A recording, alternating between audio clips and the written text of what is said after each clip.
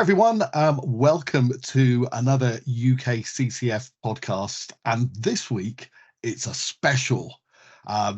We're absolutely delighted to welcome Dave Walsh from CGI, and swapping seats with me is founder of UKCCF and officially known as the nicest person in contact centres, Trevor Butterworth. Welcome to you both. Hi, Chris. Hi, Chris. Lovely to be here. And it's fantastic. We're introducing ourselves, but we all know each other very, very well. But it's great to be able to take some time to talk about the activities that UKCCF has been involved with. I think you started back in December with the UK Contact Centre benchmarking survey. That's correct. Yeah, and it's been a pleasure working with you guys in bringing that together to help support the industry on areas that I'm always being asked around. So thank you very much for your support. So if I start with you, Trevor, obviously it's a survey to understand the industry, the contact centre industry. Why did you want to do benchmarking? Why did you want to undertake this? What was the focus for you? Well, it's something that I get asked about at every single networking event I run. I always get someone come up to me saying, okay, we're based in Scotland or we're based in the Northwest. We've got a bit of attrition at the moment. Do you know where I could go to get the information to make sure I'm paying the right sort of salary, market rate for our region? And I was saying, well, no. And then they were saying, there's nothing really out there. And then when they do come across something, it's out of date. It's not in line with the industry. So they're always worrying about salaries and attrition. You know, we've got 25% in our contact centre. Is that the industry norm? Is it norm for this area, our sector? So I thought it'd be a great idea if we could get some live data, produce an easy to read report that we could send out to both members and non-members to help them identify where they're going wrong in attracting and retaining people in their business, because we all know recruitment is a big issue, not only for the contact centre space, but it is a big issue. But it's giving them a fighting chance to say, well, we're paying X when really we should be paying Y, to make sure that when they get the CVs through, they're getting the right quality and calibre to make sure that they achieve their SLAs in customer service. And did you find the response was positive when you went out to the industry? It's one of the easiest asks I've had of any of our members and non-members to say, please, could you just take 15 minutes to complete? I think it was 17 questions in the questionnaire. And then let's have it, and then we can collate that data and give you the report. It was the easiest one I've had, and we had such a response. It was so good because I think everyone realised it was done to help them. It wasn't done to help us, it was done to help them. And as we go forward and we produce more of these, the more people we get involved, the better. But yeah, it was the easiest one I've had where I've been asked people for 10 minutes of their time. It was a no-brainer. It was absolutely brilliant. Response was fantastic. And obviously CGI, which myself and Dave are proud to be part of, we're also equally proud to support you and do some of the graft and heavy lifting on this. And I know Dave and our colleague Brad were heavily involved in the design and implementation of this. Dave, key findings? What did the survey, some headlines from the survey? Yeah, absolutely. As Trevor said, I think there was lots of areas where Trevor's been asked in terms of that people wanted to get a view on, and ourselves in conversations with clients and potential clients get asked very similar questions all the time. So we wanted to focus and make the report as insightful as possible across a number of different areas. So areas like salary that Trevor mentioned. So in terms of key findings from that, I think average salary across the UK in our industry at the moment, across all our respondents, was just over 24,000. We broke that down regionally, so in the report you'll be able to see what that looks like per region as well. But unsurprisingly, the highest average salary was in London, which is just over £25,000 as a starting salary. We also looked at key performance metrics. So we did that across sort of customer metrics. So customer satisfaction, for example, that was 78% on average across all of our respondents. We looked at first contact resolution, that was 68% across all our respondents. We looked at productivity metrics, so abandonment, the average across all our respondents was 8.3%. Average speed of answer, 109 seconds. And we also looked at that employee engagement attrition piece, like you said, Trevor, is obviously a big talking point and challenge in the industry at the moment. But average employee engagement numbers were sort of 66%, and average attrition was at 60% overall. And we broke that down also. We've had lots of conversations here about changing expectations in agents and them wanting a better work-life balance and all of those kind of things, and how hybrid models are suiting agents better nowadays. So we want to break that down even further by looking at attrition at on-site and hybrid level, which we were able to do. And interestingly, maybe unsurprisingly, the on-site only, so operations that are managing their operations fully on site, the average attrition was 104, which was more than double that of the hybrid operations, which are at 50%. So yeah, packed full of insights. And I think what me and Trevor are both looking forward to now is this becoming an annual report where we can see and track how those metrics move over time as well, right? So next year we'll be able to say, well, it was 78% for customer satisfaction. Now, hopefully, fingers crossed, it's 85% or whatever it will be. So it's going to be fascinating to see how those metrics evolve in the next 12 months. Yeah, tracking trajectory, I suppose. Trev, did anything surprise you there? There were some quite startling numbers, particularly around the on-site attrition rate. I think you said 105% there, Dave. 104%, yeah. 104. Well, no, I mean, because I've been speaking to so many advisors and organisations who have adopted a hybrid model, and that although people are struggling to recruit at the moment, they're finding it easier if they're offering a hybrid solution as well as on-site. And the people that are saying, we want you on-site 100% are struggling to get people. And even when, unfortunately, we've been talking to some companies who have closed down and making 200-300 people redundant, when we've been speaking to the people to say, can we assist you? But what sort of company should we introduce you to? They're all saying, oh, we definitely want hybrid. We want a company where we can work 2 days on site, 3 days at home. Because they've been exposed to it because of the pandemic, they love it and they want more of it, and it fits into their lifestyle. So definitely companies that offer a hybrid working, I think personally, will attract a better quality and a higher number of applicants for their roles based on the fact they're offering that solution to the employees. I think it'll be really interesting, again, hopefully in next year's report, because I think a lot of contact centres, obviously, it's something that a few years ago, I don't think any of us would have predicted that this would have happened in our industry. We were on site, we were going into the centre, and I think not many had it on their agenda to consider home working or those kind of things. So I know there's been a lot of people that have maybe struggled to do things that a typical contact centre did when it was on site. So the engagement pieces, the training, the onboarding, all of those kind of elements. So yeah, it's going to be really interesting in the future iterations of the report, maybe to break that down into a little bit further detail in terms of hybrid working and what best practice looks like in that as well. Because obviously we just looked at hybrid versus on-site, but what does good look like in terms of hybrid? Is that 4 days a week at home? Is that 2 days a week at home? So I try and give a bit more insight, hopefully, in that in future iterations as well, to help people when we're setting those hybrid and flexible working strategies. So those that participated, I think this is for you, Dave, how did they define and measure the successes within their contact centre operations? Yeah, so one of the aspects that we looked at in the report was around the metrics that people were measuring, and I suppose unsurprisingly, what I class as the productivity metrics were the most adopted metrics. So all of the survey respondents looked at abandonment, for example. The majority looked at service levels, average speed of answer, handle time, wrap times.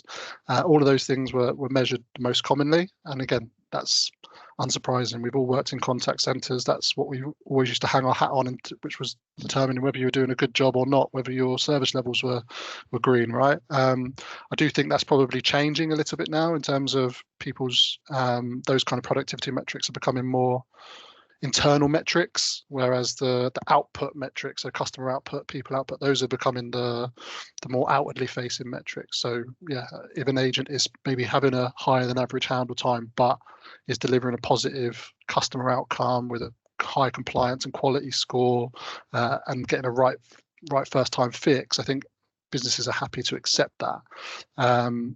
But yeah, interestingly, the metrics being measured still are showing that the customer outputs are not being measured as frequently, unfortunately. So, for example, CSAT, only 55% of the respondents were measuring CSAT, 40% I think were measuring NPS, so maybe they're measuring one or the other rather than both, but only 50% measuring first contact resolution, and only 22% I believe it was measuring customer effort score. So I think there's still some way to go for all centres to maybe shift some of that focus to those customer outcome metrics rather than those productivity metrics. But yeah, it was really interesting to have a look at those numbers. And did you see any common oh, sorry, go on, Trevor. I was just going to say, what was interesting, though, to get that data, we had a really broad selection of organisations that responded, as in we had your small contact centre with just 5 or 10 seats, right through to a large contact centre that had 1,000 plus. So we did get a really good overview of the seat size and their response, because it wasn't just all small. There was some big and medium operations in there, which was really nice to have. I thought it was quite interesting, though, that the traditional, as Dave just said there, the traditional metrics that, 20 years ago, if you hadn't hit your service level, first job of the morning was to explain to the C-suite why we hadn't done that. And that still seems to be front and center of people's minds, and things that we're told, things like, customer satisfaction, which I completely embrace, should be front and center, is still not at the forefront of people's minds. Yeah, true. That's very true. Interesting. Okay, were there any common challenges or pain points that the survey identified across the contact centres? Yeah, again, one of the questions on the survey was around the aims and ambitions and the challenges of the contact centres in the next 12 months. We really wanted to see whether there was any commonality or trends across different centres, and there definitely was. So the number one challenge that came up was around technology. So lots of people talking around challenges around the cost of new technology, challenges around reliability and downtime, challenges about being oversold functionality from the technology that they've recently purchased, and challenges around sort of integration and having multiple platforms to handle all of those kind of side of things. So yeah, that was a very common thread in terms of the challenges and pain points. After that, it was around cost. A lot of focusing around cost. So the cost of running a contact centre is going up, cost of heating, electric gone up, obviously budgets being frozen or budgets being reduced, having to do more with less. All of these kind of things were coming up time and time again as well. And as we've mentioned already, frequently about recruitment and retention of staff as well was high up on the list as well. I think one plays back into the costs at the same time.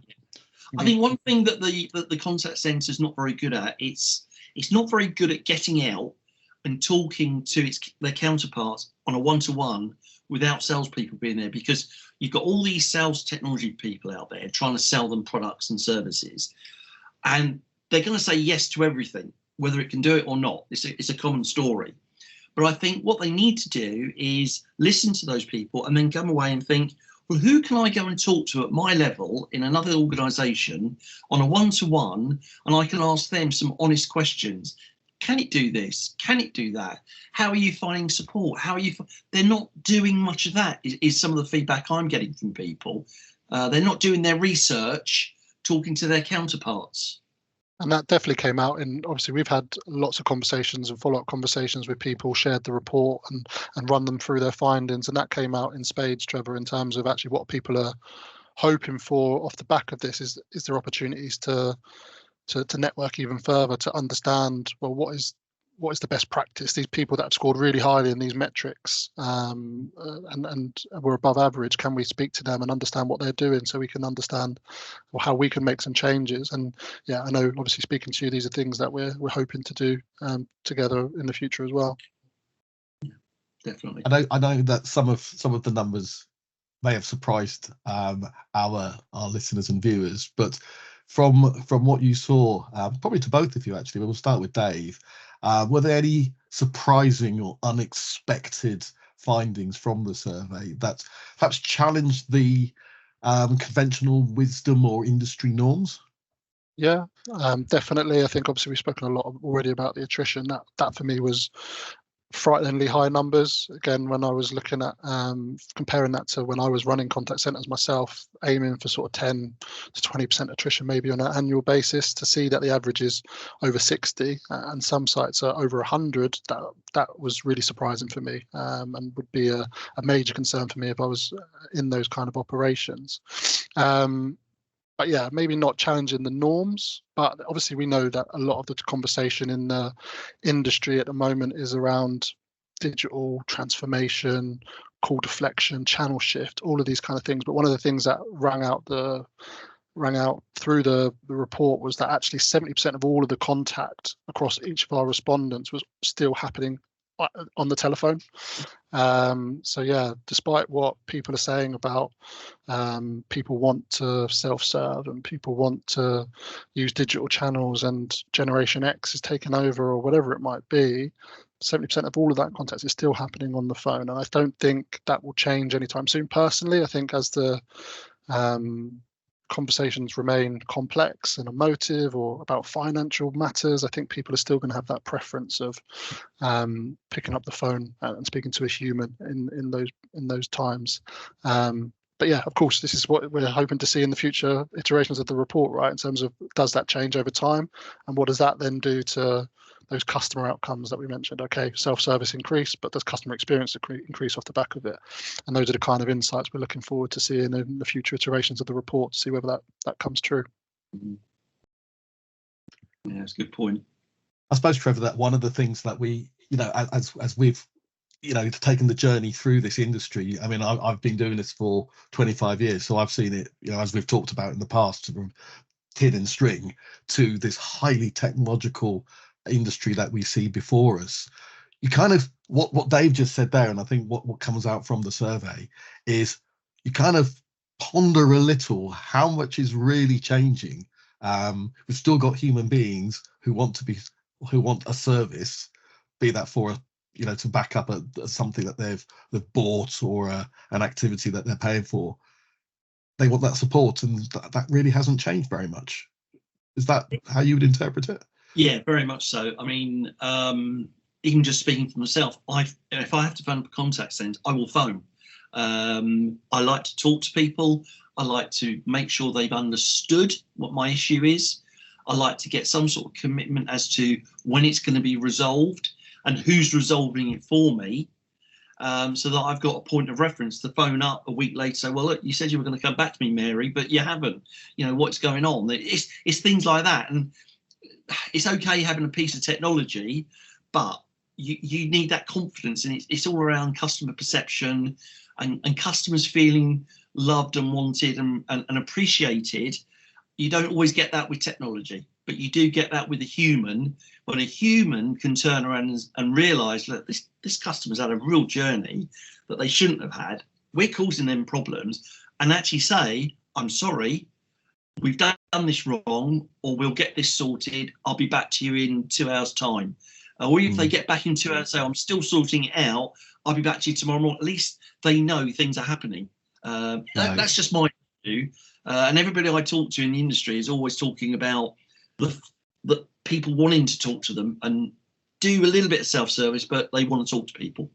Yeah, I mean, I think that for me certainly was just one of the standout features of the survey, just to see that, when you looked, I mean, I know we'll be sharing, some of the graphs from the report through yourself, Trevor. You see those graphs and you just go, look at that spike for telephone contacts. It's still there, and as Dave said, probably a long time to come still. Yeah. Okay, so obviously we've got a report now. With year one done, and it's out there. How do you think contact centres can leverage the information in this survey and improve their own operations and performance? Yeah, I think obviously there's lots of insights and lots of things that you can take away from that. You get a view of how you're performing against the UK as a whole and the peers in your industry as well. We've broken that down on an industry level across the metrics as well. But yeah, a benchmarking exercise, it gives you an indication, right, of the areas that you want to focus on. It's like a KPI. It gives you an indicator to say, right, okay, I need to look at something in a bit more detail. So you might see in the report, okay, well, we're slightly below UK average for this area and we're behind our peers. So that gives you that indication. Well, I need to get in and do a deep dive on that area to understand what are the technology parts that are impacting that number, what are the process parts that are impacting that number, what are the performance or people or parts that are impacting that number, and get under the bonnet of it and do a thorough deep dive to understand how you can make improvements to it. So it's about using it as that line in the sand almost, where you can say, right, this is my starting point.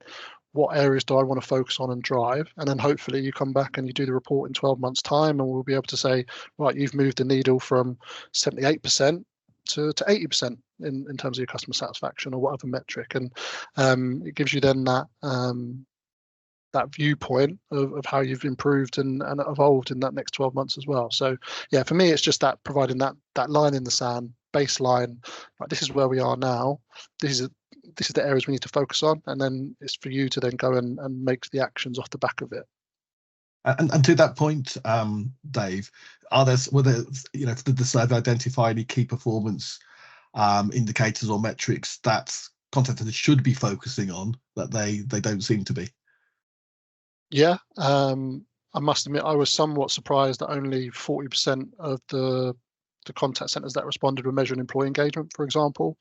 I think that 60% of them are really missing the trick. Because I think the agents on the front line, the team leaders on the front line, those are the people that understand your business probably better than anybody else. They'll be able to tell you what the customer pain points are. They'll be able to tell you where the technology is failing. They'll be able to tell you where the internal processes are failing. So I think that's definitely something that stood out to me in terms of that metric not being measured. And I think that's then reflective in that only the engagement score was only 66% in itself. I think that's definitely something that I would highlight and have done in a lot of conversations that I've been having off the back of it, to say, look, I think this is really important. And yeah, maybe some people are saying, right, okay, well, we don't formally measure employee engagement, but we do all of these other things that are geared up for employee engagement, which is great. And I think there's a lot to say about it's not what you do, it's the way that you do it, right? But I think having, again, a number that you can baseline off the back of that employee engagement to say, right, okay, this is where we are today and this is where we want to aim to get to, I think is really important. Yeah, that definitely stood out to me in terms of key performance metric. Yeah, and I think I'd just like to say there that I think they're missing a trick here, because, as you said earlier on, the agents and the team leaders are at the front end. They know exactly what's working and what's not working. So when a customer phones in and they want to be able to do something, they're having to go through all these different screens, different systems, and it takes time. And of course, then the customer gets frustrated. It turns into from being a nice call to quite a grumpy call. And then also, because they don't get the employees' engagement, the next thing you know, they're putting their notice in and going, because they're just getting frustrated and annoyed that they can't do their job right, especially if it's someone who really does want to be in customer service and deliver great service. If they can't do it, they're going to think, I'm frustrated, I'm going to find someone that will. So I think that's massively underestimated by a lot of businesses, that the fact that people want to do a good job. I think there's been this sort of almost a blanket sweep of comment here. That's a really bad expression, but of people just going, well, people don't care. Actually, particularly when you're thinking about that the traditional demographic within a contact center, the younger folks. People just got to go, well, they're not bothered. I really think that's wrong. I think people generally, given the opportunity, want to do a good job and walk out of their job each day satisfied that they've done a good job. Yeah, exactly. Yeah, they like getting the compliments and not the, oh, you can't help me, what this, that and the other. It's just not fair on them. It really isn't. Yeah. So year one done. Obviously I think I'm sure you'll join me in sort of thanking everyone who took part. and provided the amazing insight. I when I sort of was blown away by what I saw, and obviously Dave and Mia and the three of us had many conversations since the surveys were produced about what it told us. What's next, Trevor? Where do we go from here? Well, we between us, we've agreed that we're going to do this on an annual basis. So we are hoping that the input to the research will be greater. So next time, if we get double the number of response and so on, greater insight, so we can help tell the people what's going on out there, that'll be great. So yeah, I'd encourage anyone that was thinking about it but may not have done it last time to do it next time, because it's here for their benefit, not ours. It's for their benefit, and to take the 15 minutes just to complete it. But thank you to everyone that has completed this first one. So thank you for that, and helping it to be such a success, and for us being able to make the decision to go on and do more of these. And hopefully, as I say, each year getting bigger and bigger and bigger, and making it seen as the industry oracle, I suppose, for information around what is happening in the industry, what's happening in the contact center space, who's doing what the trends are, and making it the go-to book for knowledge on what's happening. I think it's important to reiterate that the survey was completely agnostic and independent, from both sides, from all sides involved. We're not tied to anyone. We're not trying to promote anything. We're genuinely trying to find out what what is the state of the industry. We get told a lot of stuff, don't we, when we go to various events and things, but what's the reality? Yeah, and that was one of the reasons I was so pleased to partner with you on that, is I know your approach to this. And as you say, no third parties were involved. There was no ulterior motive for doing it. It was there really to provide a document to help and support the industry. Yeah. I mean, this is why we all got into the contact center industry, right? Because we enjoy helping people, giving support, giving advice. So this is just another vehicle for us to be able to do that. So I've thoroughly enjoyed being part of the process. So yeah, thanks for taking the effort to do it, Trevor, because I think it's a valuable piece of work that's happened for our industry. And yeah, looking forward to it continuing to grow. And like you said, if it can become that report that everybody wants to do to get a view of what's happening in the industry, that'd be absolutely amazing. Yeah, no, I agree totally. Fantastic. So we're going to be putting this out on LinkedIn, YouTube, and probably some other social media. What that allows folks who are listening to us and watching this is, I'm going to point downwards because I think that's what you have to do if you're in social media. You can comment down below. Tell us about what you'd like to see in future incarnations of the survey. What's important to you? What information? What trends? What would you like to see as we go into planning for the 2025? Yeah. Well, it'll be the 2024 survey for 2025, won't it?